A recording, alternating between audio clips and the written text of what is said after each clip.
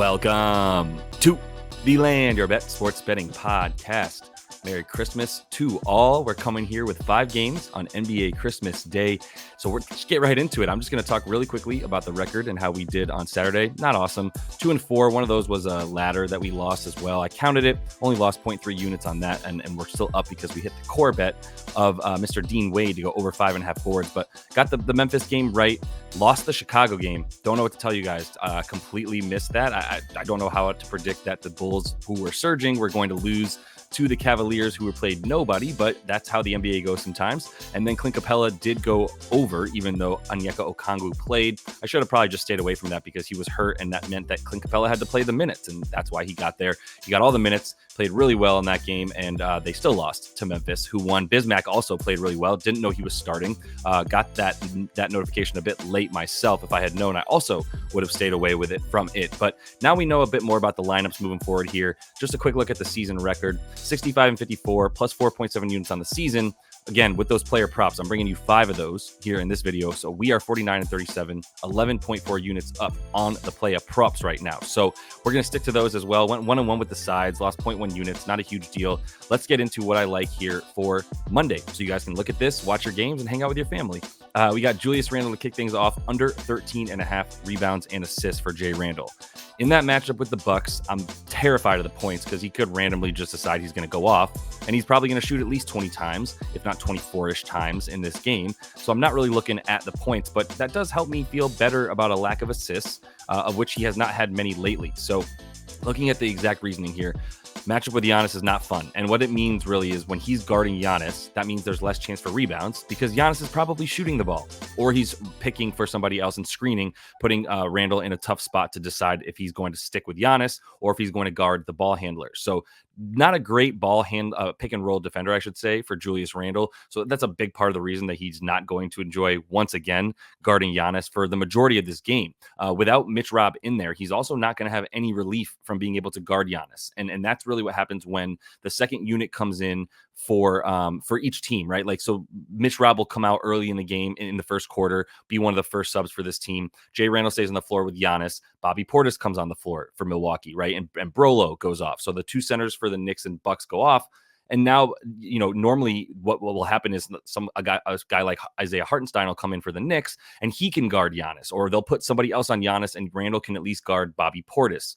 Not going to be the case. He's going to have to guard Giannis for the second unit minutes, for the first unit minutes, all of the unit minutes that he's on the floor. He's the one guarding Giannis for the entirety of the game. And that's going to be a problem. It also means fewer rebounds for him when Mitch Rob is not in, because as I've said before, I've liked Randle's rebounding props over at times because I know Mitch Rob is going to be boxing out multiple dudes at once. Not the case anymore. And that shows up in Randle's rebound chance percentage. So his rebound chances are still at about the same. They're about 14, 15 without Mitch Rob in there. But his rebound chance percentage goes down from 67% with Mitchell Robinson in there. One of the highest in the league, by the way, like top 5 in the league in terms of rebound chance percentage. And then when Mitch Rob is not in there as of late, that's dropped to 56% in terms of how many rebounds he's getting on those chances. The number goes even lower when he played the Bucks last game, which was just 2 days ago now, in this situation without Mitchell Robinson, a 53% rebound chance percentage for Jay Randle. So it's not as easy when he doesn't have Mitchell Robinson in there clearing out guys like Brolo or even Bobby Portis, etc. So I continue to like his under in the rebound and assist category here. And in the last 3 versus Milwaukee, only 6 potential assists. He's locked up by Giannis. He's really either got to go all the way to the basket and try to finish, or he's really just not going to, he's going to kick out early because there's just not much for him when he goes down there already being guarded by the bigger Giannis Antetokounmpo. Then he's got to be met down low again by either Bobby Poe or Brook Lopez. So all around bad matchup for Jay Randle. Like I said, I'm staying away from the assists because my man could shoot 1,000 times and it wouldn't surprise me. So volume might be a thing for him, but the rebounds and assists definitely dwindle in this type of situation. Malik Beasley. I know this is a little bit chalky because a lot of people were on him to go over 10.5 points in the last game they just played against the Knicks, but it went up 1 point. He just had 19. I don't really know what the Knicks are going to do differently on defense to stop him because the reason that he gets so open is the way that this game is played on defense by the Knicks and on offense by the Bucks, and specifically on offense by Giannis Antetokounmpo. So let's just get into it real quick, though. He's fourth in minutes, even with Pat Connaughton back. So over his last five, he's actually got the third most minutes over his last five, up to above 32 minutes per game, and that was when Pat Connaughton came back. Patty C, his numbers have gone up a bit. It's definitely he's been the rival for Malik Beasley in terms of who's going to get those shooting guard minutes. But like I said, Malik Beasley sort of asserted himself and inserted himself into this starting lineup. And it's going to be really tough for Adrian Griffin to be able to take him out of it and replace him with a guy like Pat Connaughton, who isn't shooting nearly as well as Malik Beasley. And back to what I was saying about where he is on the floor and why this is a good matchup against the Knicks and the way that these two teams play each other on this side of the floor when the Bucks are on offense, is that he stands in the corner. And that's where he is when Giannis is driving to the basket with the expectation that he's going to be met by multiple defenders by the time he gets to the foul line. So either Giannis is met by multiple defenders at the foul line, and then he has to kick to the corners, or Giannis is not met at the foul line, and then he just makes it all the way to the bucket and gets easy twos until they decide to switch back up and put at least two, if not three guys on Giannis every time that he gets beneath the foul line with the ball. And I don't know why you would change that. You're going to have to continue to do that. It's not like you can go, well, we have to make sure we shut down Malik Beasley so that, we can give up defenders on Giannis to make sure we guard Beasley in the corner. No, that's not going to happen at all. Plus, Giannis is probably coming off some form of action with Dame Lillard, whether it was play action or a kick out of some kind between the two of them. They're both playing pretty much at the top of the key and on the wing, and that leaves a very nice open spot for Beasley in the corner, where he's standing built in on the other side usually as well, and then Brolo either out on the wing or playing down low in the dunker spot.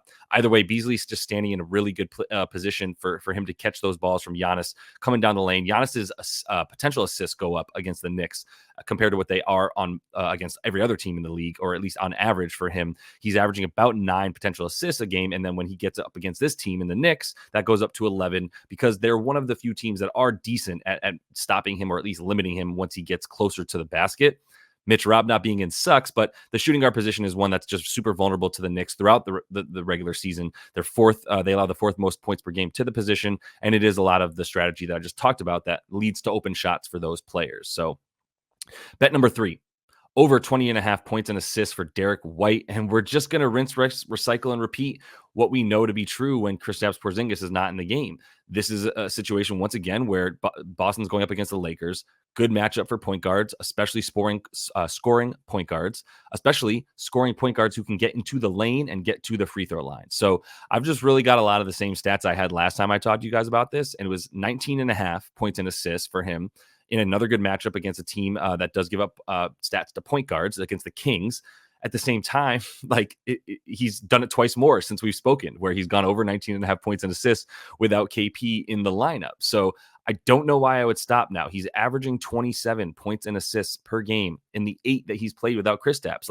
This has become a reasonable sample size to go, yeah, we've now watched him play traditional point guard every time that Kristaps isn't in there. It's a lot less KP and JT, two-man game, Jason Tatum, and a lot more Derek White helping facilitate the offense and also taking matchups on that are just in his favor, because he's an incredibly good driving, tall point guard who, I mean, honestly, he came in the league more as a shooting guard because of his size. And then they were like, well, he's a good enough ball handler now. He gets into the lane. He can distribute super well. So he's got to be a point guard. And that's what he's been. And that's what he'll continue to be without Kristaps in there. So really good matchup. Even if KP is in there, still a good matchup for D White in this one. And I think we're going to roll with him, even if Kristaps is in there for a full unit. So this fourth bet is a little bit scary. Tobias Harris under, because we just watched this man go clean off for 33 and 9. I believe he had 7 assists in this last game versus Toronto.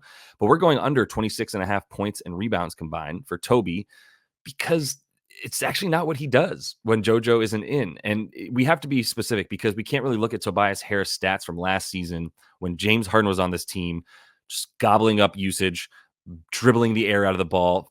I don't know if anybody here yet knows it, but I'm not the biggest James Harden fan, at least not to watch his game. I understand how good he is. More to the point about Toby, he is liable to score a lot more, have a higher usage without James Harden, and especially without James Harden, and now without JoJo on the floor. But I would just point you to at least the 3 games that we have this season.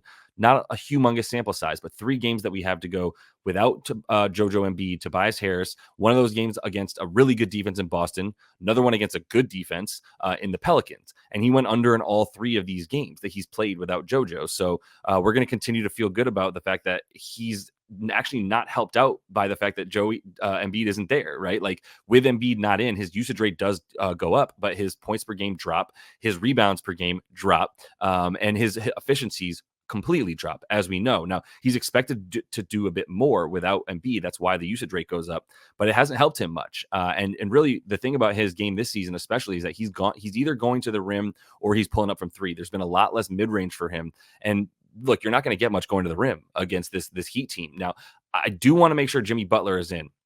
I should probably have a disclaimer on here that without Jimmy Butler in, this Miami Heat team is probably going to play a little bit faster, and they're going to be a lot more vulnerable in the mid-range and even down low at this point, where Jimmy Butler's been so important for them in their sort of like zone-ish defense, if you will, with Bam really just playing center field and making sure that nobody can get to the rim too easily. You do want Jimmy Butler there to be able to stop guys on the wing as well as he does as their best wing defender for sure, and down low on the near the dunker spot on the baseline where Tobias Harris also loves to play. So having a good defender down on that extended block, if you will, on the baseline where Toby is liable to try to drive consistently, either getting the ball on the wing or the corner and driving in, that's his game.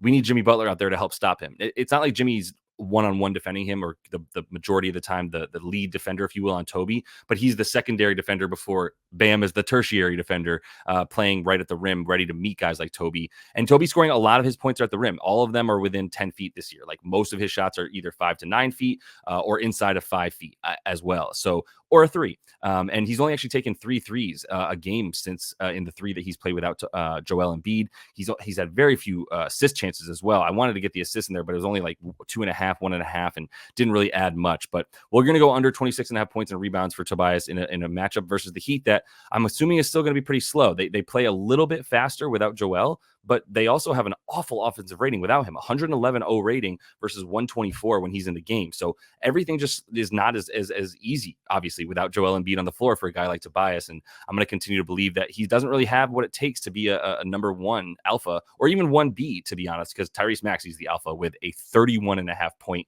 prop in this one. So staying away from that one, but I'm going with Toby under. And last bet here is one that it's my last bet because I can't guarantee you that he's going to play. I still can't get the full hang of Steve Kerr's minutes and rotation without Draymond, but it just makes total sense that he would play against Joker. Like, you can't afford to not either have he or Dario Saric on the floor. Saric actually has 15.5 points, rebounds, and assists as his prop.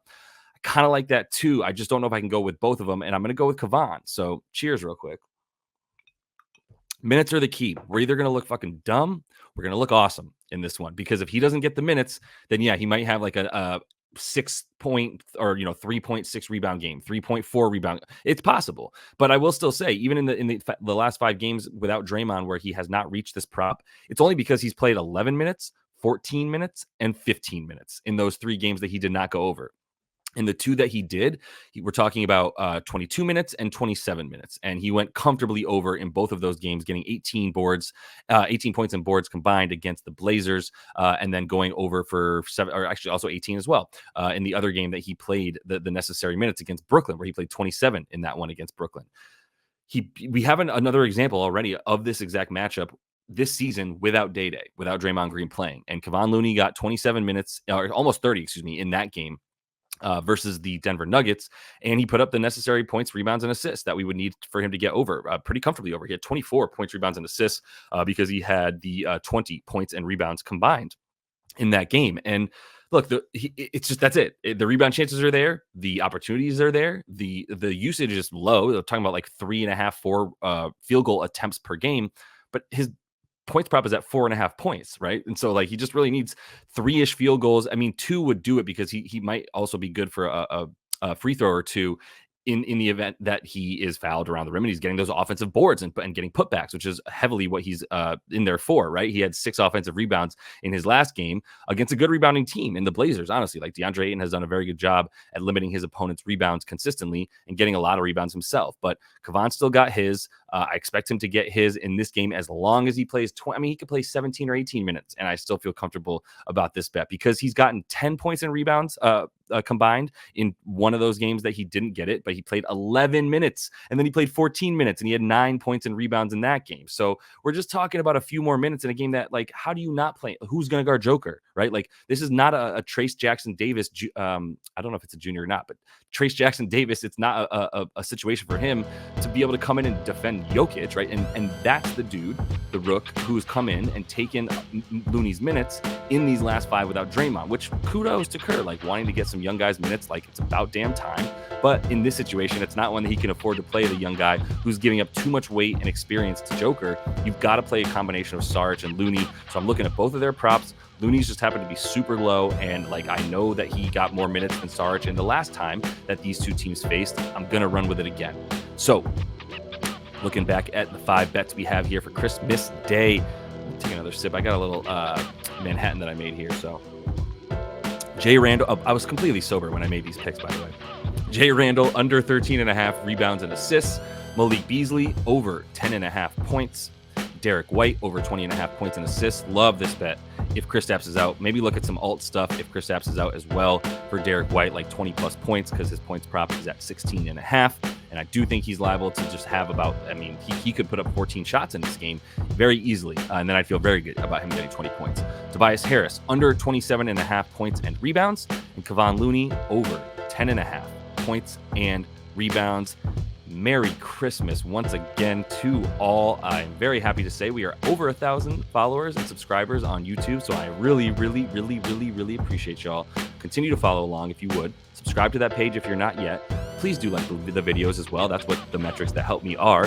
I'm going to be kicking it with family all day tomorrow. I'll be on Twitter a bit when I can kind of sneak the phone under the table like that and not get yelled at by the wife. So hit me up. Let me know what's up. We'll be talking. I hope you guys are enjoying the time with your fam. And until I see you next, which will be Tuesday, happy birthday.